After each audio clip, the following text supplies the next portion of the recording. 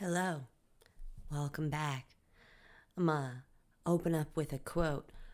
Granted, I don't know if this is actually the life motto quote from the magazine, Time magazine, but in the movie, what's the movie? The Secret Life of Walter Mitty, this was the quote for the Time magazine.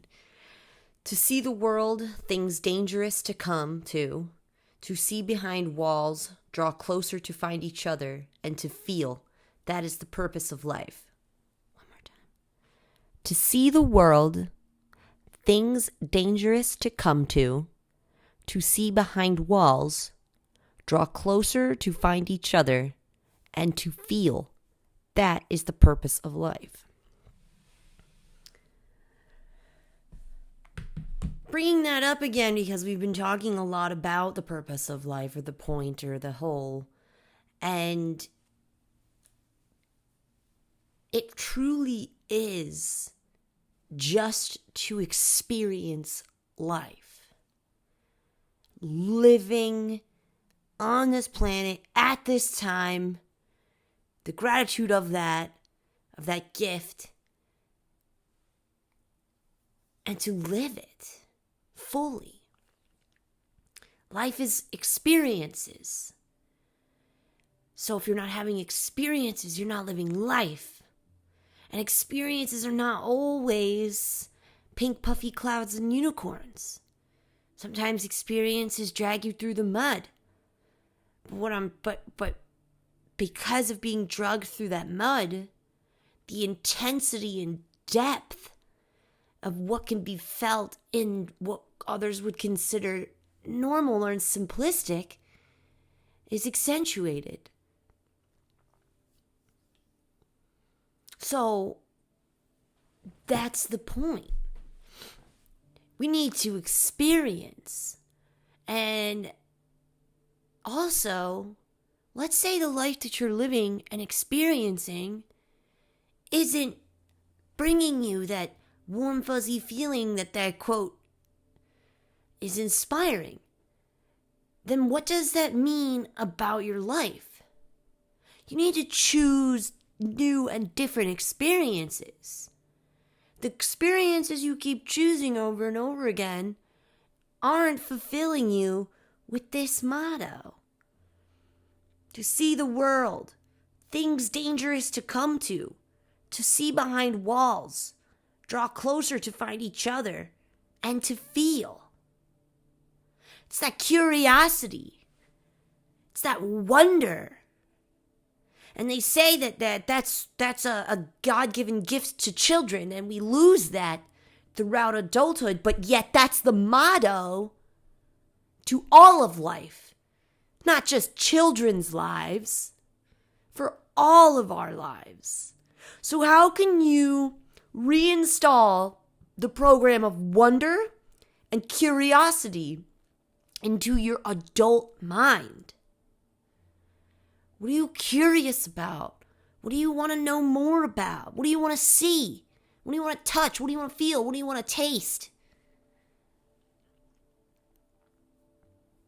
You are unbelievably allowed to chase every single one of those wonders and curiosities.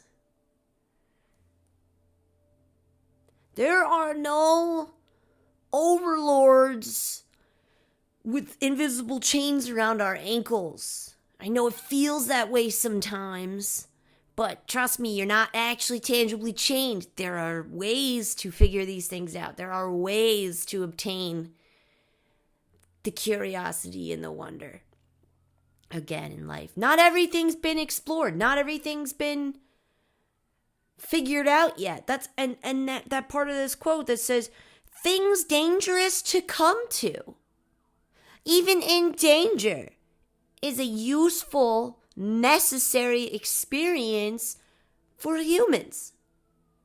If we don't experience these things, see behind walls, that's evolution. To come to a wall and to be able to overcome it and see what's behind it, That's evolutionary growth. So if we're not implementing at least one of these to see the world, things dangerous to come to, behind walls, draw closer to find each other, and to feel, you're missing out. And something I've been mulling over a lot lately is the social part of it, the social interaction of it. Especially from watching all these Jane Austen movies and you seeing how these social creatures interacted before the time of electricity and internet.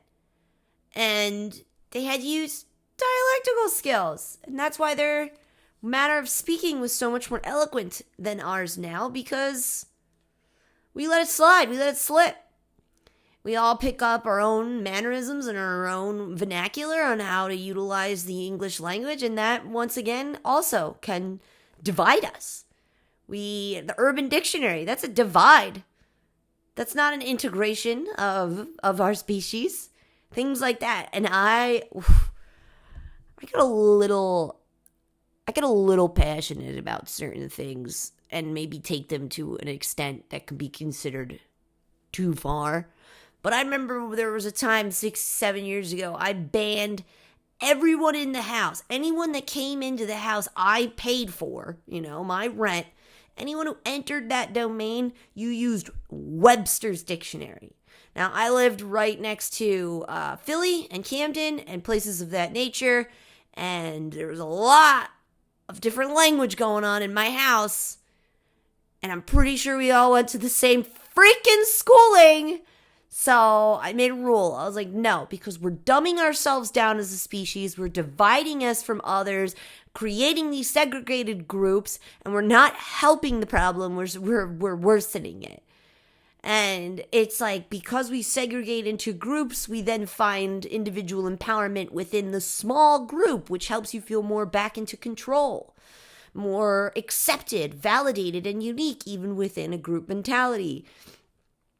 But that's also ego, man. It's comfort zone. It's also ego. It's what, we're segregating to feel important because there's too many of us. But here's the thing. It's not about the individual that makes the species important. It's about what we can do to come together, to share information, to draw closer to each other, and to feel. That is what we should be doing. And we get lost in our own sadnesses and our own defeats and our own prejudices and our own ostracizing. We get lost in that, and we decide to take our empowerment back by putting ourselves in a niche type group and only ruling within that group, not stretching beyond that capacity, because in that capacity we feel comfort, we feel safety. And I get it. Trust me, I've been traumatized by people. So, I understand the craving for that attachment. I do. But once I was upon and inside of one of those very niche, segregated groups, there's a lot of hate in there. It's a lot of transgression. There's a lot of resentment. There's a lot of shunning others outside of said group. And that hurts me as a sensitive soul that I am. I can't handle that either. As much as I would like to belong and have a sense of feeling seen and important, I can't do it at the expense of others, which often leaves me floating outside many of these groups. And that's fine. It's fine, because that's the evolution, is the coming together to find each other and to feel, to draw closer. That's the evolution. That's where we need to go. And we keep getting handed challenges as a society to trick us or bait us into segregation. We fight so hard for integration, and then we segregate ourselves out of comfort, even small groups like it doesn't need to be, but like, you know what I mean? Just like slightly different views about things, or maybe you don't do that. But here's the thing, we're all human beings. We all need to put food in our bodies 3 times a day. We all need to sleep at night. We all take showers. We all brush our teeth. We all bleed the same color. All of our organs work the same way. And yet, we still create divide. How somebody embodies their lifestyle. We're going to place a judgment on that. When in all reality, that person's lifestyle being different than yours is not an insult to how you live. It should be inspiring to see the uniqueness and creativity of your fellow man, because we need to see behind walls. We created so many walls. We believe the things are the way they are, yet we forget over the hundreds of years of change we've already experienced. And yet we feel stuck on a moving train. We're hurtling towards evolution. We're hurtling towards change. Our entire solar system is literally hurtling through space. But yet we cannot feel the magnitude of that. So we count ourselves out from feeling.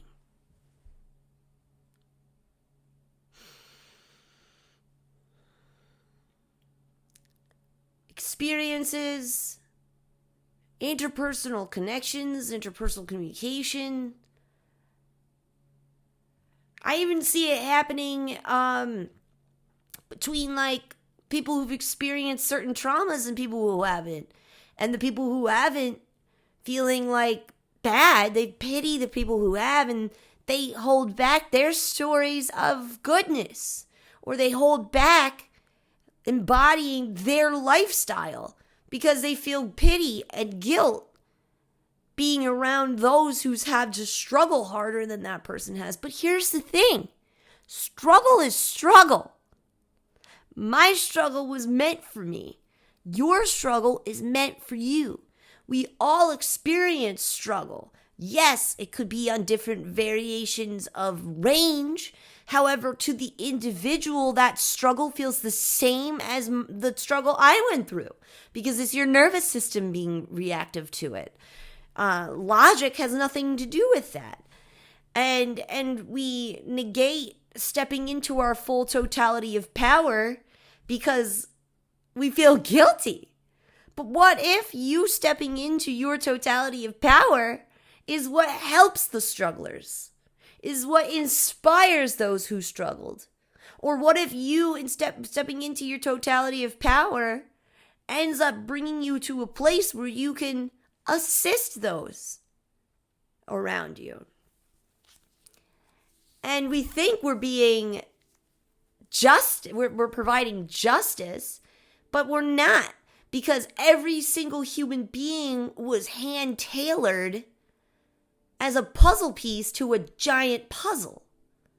So if you deny your own experiences, then we're missing that piece of the puzzle as the collective. Like, I'm searching for the puzzle piece, and like, you're not thinking that. You're just thinking like, oh man, like, I'm different, I'm out, I can't relate. But doesn't matter, because you're a part of the puzzle for a reason, and you're doing a disservice and an injustice to humanity because we're still looking for your puzzle piece. Don't make it hard to find. Step into that power. It's not about fitting in. It's not about creating these segregated groups.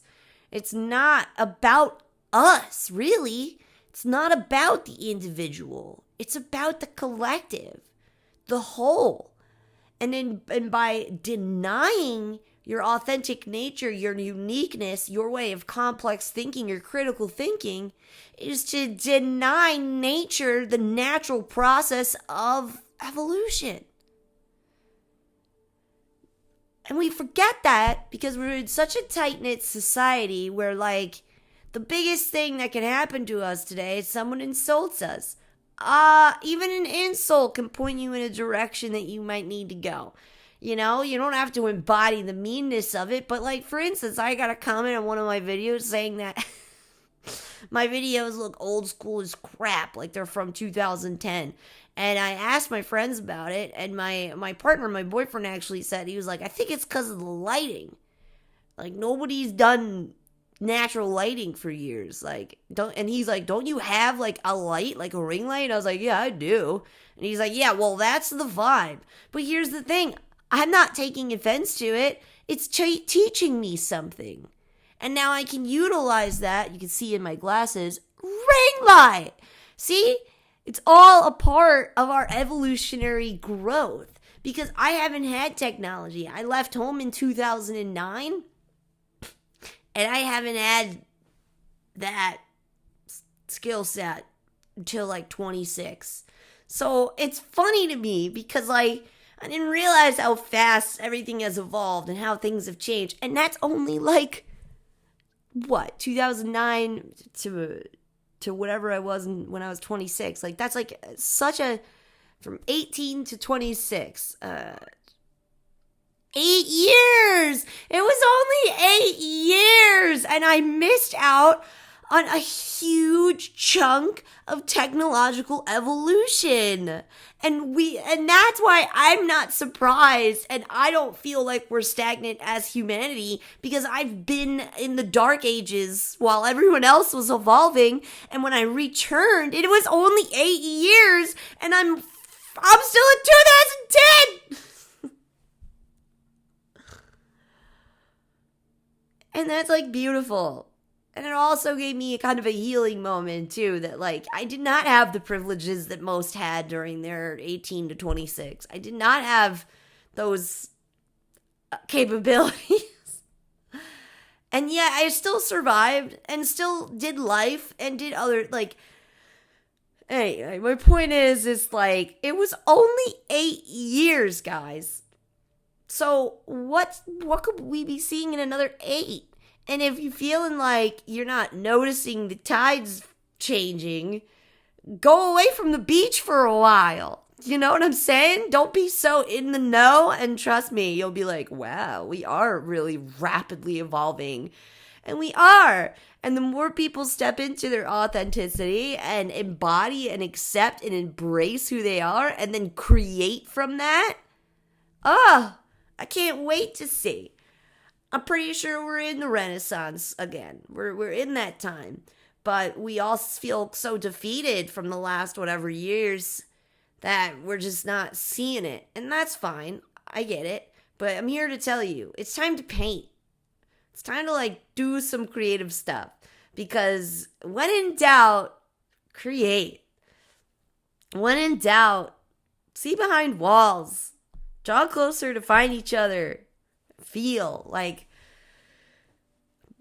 it's just, I don't know. I was looking at like round trip flights to like UK, and on all honesty, guys, like you can find round trip flights for like 200, 300. Like it varies for sure. You have to be willing to sacrifice maybe a good plane time or something like that. But my point is it's like, we put ourselves in these boxes, and in all reality, like, I thought a round trip ticket would be like $2,000. It's not, what? No, it's like a couple hundred, few hundred.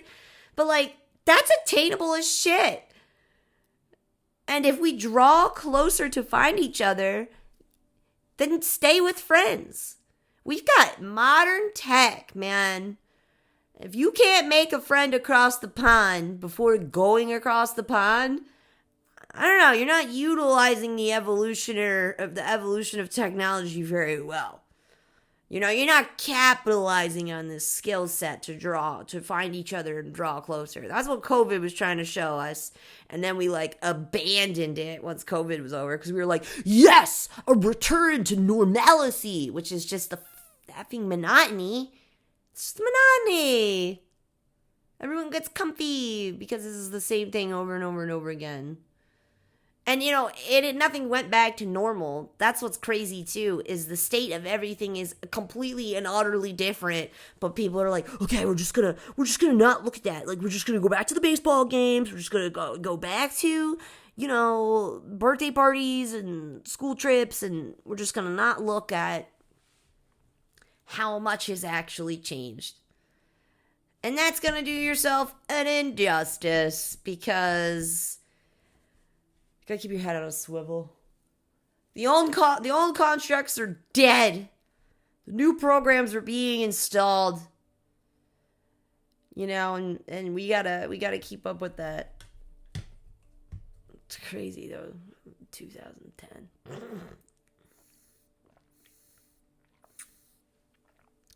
But like, how accurate? It's literally the year I stopped having internet and technology like that. So yeah, to me, that was normal. And that's why we need each other, guys. Now, if we could stop taking offense to literally everything, maybe we'd just be pointed into a new direction of freaking growth. Like, one time my dad had, I can't remember what the joke was, but he had, a joke that was, kind of, picking on me, and I never heard that one, And I've heard a lot. I've been bullied, my whole life. And I just laughed. I was like, that is a good one. Because, guys, does it matter? It's your life. You're allowed to decide whether or not that's offensive or just funny. It's whatever. It's your life. You get to experience it how you want. And someone had said something once to me about, well, isn't that self-gaslighting? And I played around with that thought for a while. And then I can confidently come back to tell you, no, it's not. Because I actually do find the joy. I'm not feeling an adverse emotion and then telling myself I'm not feeling that emotion. I'm actually feeling like that was funny. It's a difference. And yeah, I could be happy with less. I have been happy with less. I've been homeless before and I've been happy. It's not, because it's not me gaslighting myself. It's me finding my own reasons to keep going. I didn't look at these things as adversities in all reality. They just were parts of life that needed to be conquered. They needed to be handled. And it really wasn't until,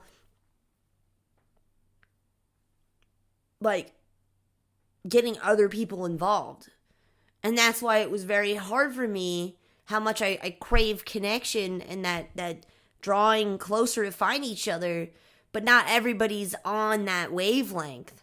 So I was doing this on my own, fine, but then when I started to incorporate other people to try and grow a community for my own, I was taken advantage of, because I was not doing it from a place of clarity, but a place of just want, desire, attachment. So it was upon adding other people to my life that challenges then became harder to handle, more sad and overwhelming, because now I have all these people and yet I'm still handling the challenge alone. I think I'd rather just handle the challenge alone than know that I'm being abandoned by the people who claim to love me. So that cut me off from drawing closer to finding others. But then I just put my head down for a while and built a life that I don't need anybody. I cut out attachments. It was people could be here or people could not, and it would still run the same way. And I've accepted that being alone is okay. And yeah, I grieved that. There were lonely times where I'd be crying, but here's the thing. I needed that experience to bring me to this part of the journey where I'm not reaching out for shallow connection due to the desire of attachment. So now when I'm drawing closer to find others, it's based off of my vibrational frequency and not my innermost desires, which aren't always a good thing to have. That's not very healthy to be seeking attachment in that way. You will attract others who are clinging to attachment for another reason. I've gotten robbed a lot. That's a reason. Which is funny because it's not like I make like $1,000 a day or something. Like, it doesn't matter if you're rich, like, or you're poor. Like, people will rob you either way. And like, I don't know. It almost baffles me because I'm like, you couldn't find somebody with like a better salary than mine to rob? You know what I mean? It's like, it's weird. You don't think you're a prey for that sort of predator because of the low income the bracket you're in. But you ain't no special separateness. And you're hanging out with a bunch of sharks. You're going to get bit eventually, you know? Oh, but at least I'm not alone in the water. True. True. And that's why we need to do things from a seat of wonderment. Is that a word? Wonder? A seat of wonder and curiosity. Because that's now tickling the observer of your brain, of who you are, the observer. And being the observer induces mindfulness.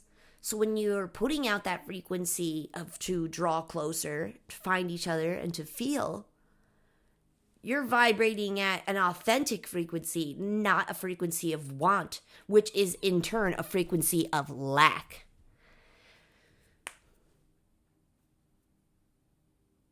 It's hard because we want stuff, but that means you lack things. I have everything I need, however, I'd like this other thing. But then you really got to ask yourself, why do I want that other thing? Because the everything that's going on needs to be intentional and mindful. Everything. To what you purchase, to what you watch, to what you listen to what you think. Oh, and yes, you have control over that. There are days where I will sense and start to feel my mind trying to go into a negative spiral of thoughts. It's pulling out all of the negative things that I could have witnessed in the last whatever weeks, and it tries to like play them like a slideshow back to back. But that's not life. And I see that my mind's trying to do that. Why? Maybe because I'm tired. Maybe because I was tired that day. Maybe I was hungry. Maybe I didn't drink enough water. Maybe I needed a nap. You know what I mean? So instead of going down the thought hole and accepting those slideshows as true, I recognized I need a snack. See, that's what your thoughts are supposed to be for, home dogs. Like, either give you brilliant ideas or point out to you when you need some necessary non-negotiable needs time. Because that could also look like taking a step away and like going outside, taking a walk, reading a little bit of a book that you've been wanting to get to, coloring, puzzling, whatever. Like, and if we don't do those things, our soul, or I don't know if it's our soul, but our minds or the neglected aspects of who we are will try to sabotage the things you're currently doing to get you isolated and alone, to get you to recognize what you're neglecting. So listen as it comes rather than wait to be isolated and shut out from the world or sick and tired. Like literally you get physically sick because we're not recognizing a skipped non-negotiable need. Because yeah, food, water, safety, shelter, that's most important. But then it's like comfort, it's hominess maybe, your hobbies, things that bring you joy. When was the last time you did something that brought you joy? Or even just accomplishing a task that you've put off for too long could be something that reignites you. So that was crazy to me. I always used to avoid tasks that were, responsibilities when my mentality wasn't doing so well because I didn't trust myself to handle those tasks in that mental state. But what I'm seeing now is that handling those tasks, even in an adverse mental state, changes that mental state into one of positivity, self-trust, and self-belief. So keep experiencing, keep pushing yourself, because you don't even know what tool you're gonna unlock. Like how I considered all these chores, like I can't do them when my mental health is off. Yeah, certain ones, no. Like mopping, not really gonna bring me the joy I'm looking for.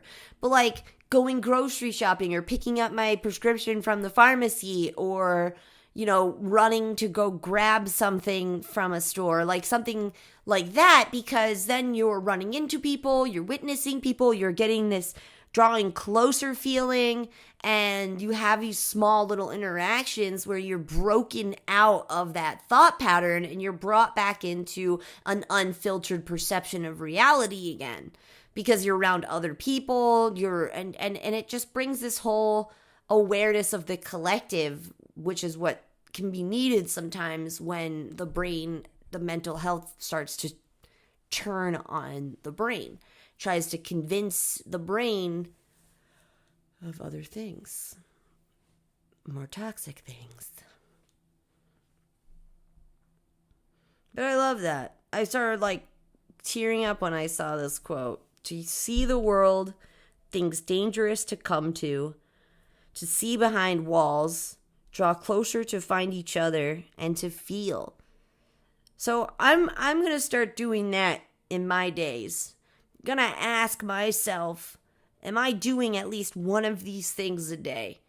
Because I believe that if we can hook ourselves into the underlying purpose of living, that evolutionary growth, that the change of humanity, if we can link into that amongst our everyday tasks, like if you're writing a list of what you got to do today and you throw in there an adventure, or a random chat with a stranger, or just something that causes you to feel emotion that you haven't felt in a long time. Like I'm noticing that my brain has been a little, I need movies that make me cry lately, and that's okay. But like cry with like the sad and then turning into the happy, or like the inspiring, like the movie Walter Mitty. And I know that that's a sign of something that I need internally, something going on with my wiring. I think I'm processing my own emotions from my past, and I'm utilizing movies like of these specific genres, like the Jane Austen ones and this one, The Secret Life of Walter Mitty, because they're inspiring and they take like hope or hopelessness and can turn it into overcoming. And all of these movies is like hopelessness and then overcoming, and then stepping into the power of being, of who you are. And that's like my whole journey, basically. And sometimes we get lost in the sadness of our past and forget the empowerment that we've gained from it. And so when I watch movies like this, I'm reminded of that, my own personal empowerment, of my own personal will to overcome. And then it brings about that emotional expression that I think I have been holding in, didn't realize, but I am. So you can utilize external triggers to get you to feel, because that is one of the key components to living life. We talked about that not yesterday, but the day before. So, like I've mentioned in previous videos, I can have that block sometimes. I've gained that from years of trauma, so I can turn off the feeling and not notice that I did that. And then next thing you know, I'm like, wait, whoa. I'm disconnected from myself, because the feeling is a functionality of who we are as human beings. And now, because I have flowed with these needs for 8 years, I don't really necessarily need to make the brain, heart, mind like connection. I just flow with the need, the answer to the need. Like my body feels what's going on. It alerts me to, hey, do you want to watch this specific genre? And I'm like, all right. I'm not going to tell, no, why would I want to do that? That's weird. No, feed those inner whispers, because that's your body, that's your mind, body, and spirit trying to naturally regulate with the tools that you've already shown it. You've already ingrained these patterns. This is a good thing. So like flow through that. And if you haven't already ingrained these patterns, you could still trust those inner whispers to point you in a direction of regulation.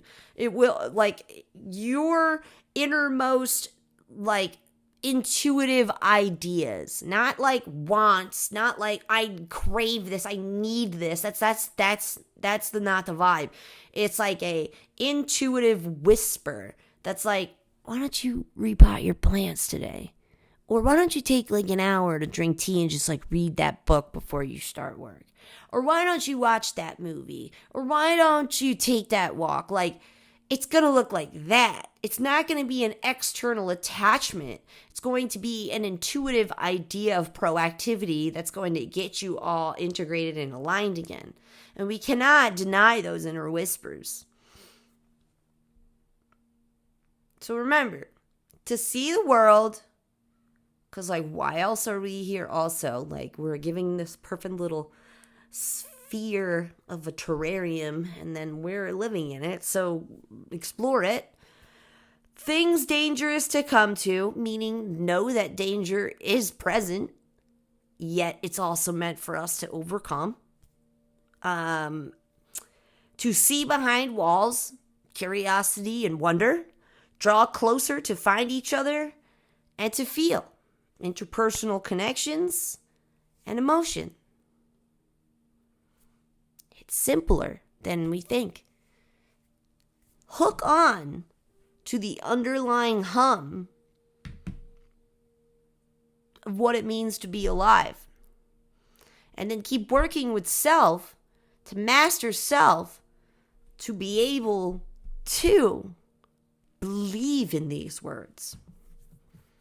To start applying this to your life. To push outside of oneself to find wonder and curiosity, even in a world that you feel beaten down in. If you feel beaten down, change it, because you've got to find wonderment. And they really do say that. Our society tries to get us to accept that we leave our wonder and curiosity behind in childhood. Yet that's not the functionality of a human being. This cup is found in the kids section, not where the adult cups are all one color, all sleek and modern and making a statement of sophistication. Like, that's not important. But we're so wrapped up in it as a society that we're forgetting the point to wonderment and curiosity. And stuff like this triggers thoughts of that, because your heart is warm. You're like, that's cute. And like, what does cute mean to me? What else is cute? And now we're wondering and we're curious. So why do you think that our society has a limit to when childhood ends and adulthood conditioning begins? Yeah, to keep you malleable, to keep you under the restraint of lack of wonder, of lack of curiosity, keep you in the box, keep you contained, keep you from becoming the full spectrum of what it means to be a human being. They want to suffocate that. Because if we all truly lived every day to see the world, things dangerous to come to see behind walls, to draw closer, to find each other, and to feel, if we did that every day, imagine the next 8 years. Imagine what would be in 8 years from now. That's all I'm saying. That's all I got to say. It's happening quicker than you think, and the more you opt out from the roots of purpose, the roots of the point, the roots of why,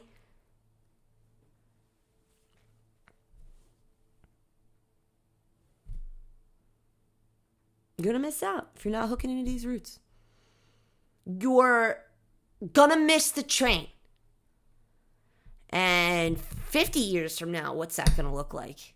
When you recognize you missed the train and you have a moment like I did without tech for 8 years, and then I came out and I was like, oh, that's going to happen to you. Everyone else is going to have surpassed. And you know, because we're hooked into the sophistication of what it means to be an adult. Not everyone's like that. I'm just saying, like, it's that we compare our uniqueness to, and we get nervous to have all of this complexity and to have all this multifaceted nature, because then we look at a water bottle like that and we're like, shit, wow, I've got such complexity, yet everything's pretty like monotonous and lame around me. It's not really matching the multifaceted beings that we are, you know? And we compare ourselves to that. We start to get worried. We're like, oh shit, maybe we're not supposed to be this unique. No, you were meant to be this unique. Learn to master the uniqueness so you can initiate evolutionary change. Please. It's already happening. I just want everyone to get on board. More people on board. It's not about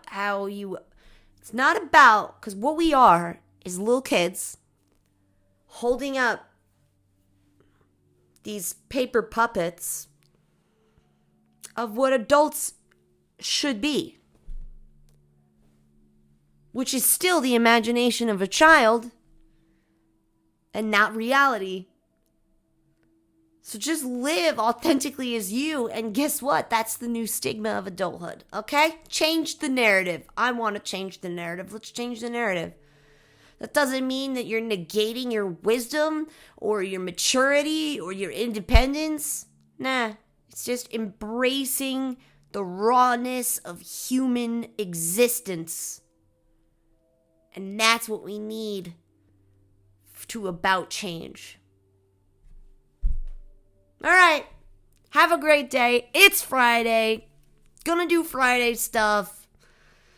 Trying to pump myself up for it because I'm not really a pumped up person, which is really funny because, like, as you can see, I have extroverted tendencies to be able to communicate, but like, I don't really get excited for stuff. Like, I'm excited, but also like there's a lot of work that goes into getting me excited. Like, my friends could just like fuel up in the sun and like that gears them to other activities. I gotta like fuel up in the shade to even be able to process the sun, if that makes sense. That made so much sense to me the other day when I was like watching them bake in the sun and I was like in the shade and I was like, I'm starting to feel like I can put my feet in the sun. Like, it's cool because that doesn't mean there's something wrong with me. I'm just different. And I kind of like knowing that about myself because then you can kind of pinpoint what does refuel you. And it's not always going to look like everyone else's, even your best friends. And that's okay. You can still enjoy each other. There's a tree over here. You know, I'm right here. Accept your uniqueness and individuality. Feed the world what it really needs. Genuine authenticity.